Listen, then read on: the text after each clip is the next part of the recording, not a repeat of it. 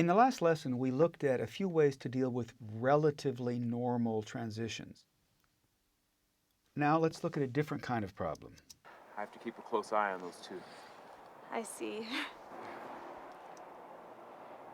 So what's your name?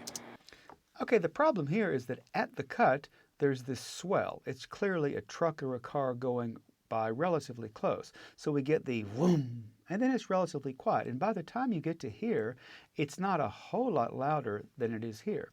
So first, let's see if we have any sort of a handle here, which I suspect we don't, but let's see. No, we don't. Oh, I see. That's our handle. So we have none. So we could loop it, but if we were to loop this section, what we'd end up with is an interrupted period, something like this.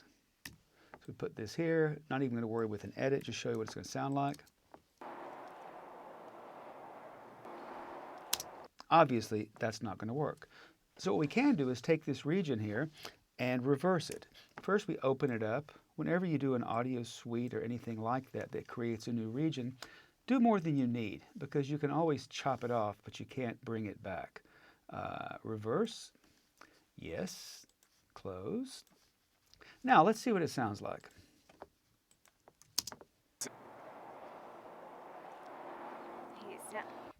So she is speaking Vulcan all of a sudden, which is fine by me.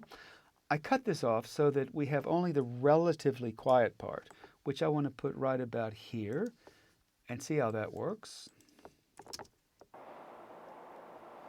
That's not so bad. It's slightly loopy, but not bad. Now I want to take this entire section here, copy it, and put it before this. So they have the possibility for a very long bit of tone fade up. Let's see what that sounds like. So it is slightly loopy, but I don't think it's going to kill us. So let's turn this into an edit group. And we can now fade. Let's see what's happening up top, though. See if we can get any more out of that. I have to keep a close eye on those two. I see. I have to keep a close eye on those two. I see. We have his little grunt there, which we didn't have before, which I don't know if we want it or we don't want it. But let's see what the whole thing sounds like so. So I have to keep a close eye on those two. I see.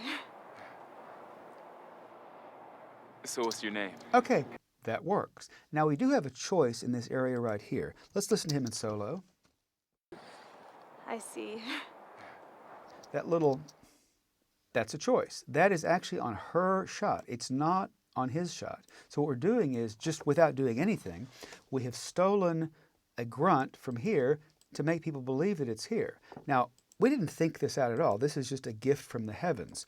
So we don't know that it's right, and we have to think about what are the implications. Let's first get rid of it to see if it helps or if it hurts.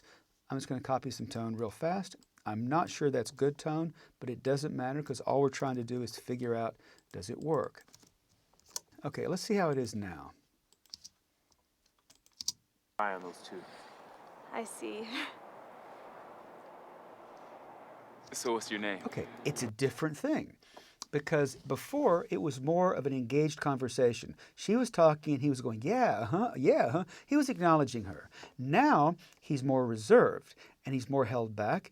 And it's more like he's, rather than just following along with what she's saying, he is more waiting to say something. So it's a very subtle difference, but it is a difference. And it's the kind of thing you need to pay attention to as far as what is happening right now. Remember that in every scene and in every shot, somebody is in charge right now. It can change over the course of the scene, as you've seen many times in this scene. But at the moment, if you want to do him like this. I see. Okay, now let's look at it the way it was before. I see. Like I say, it's not a big deal, but it's a deal. And you have to pay attention to these things.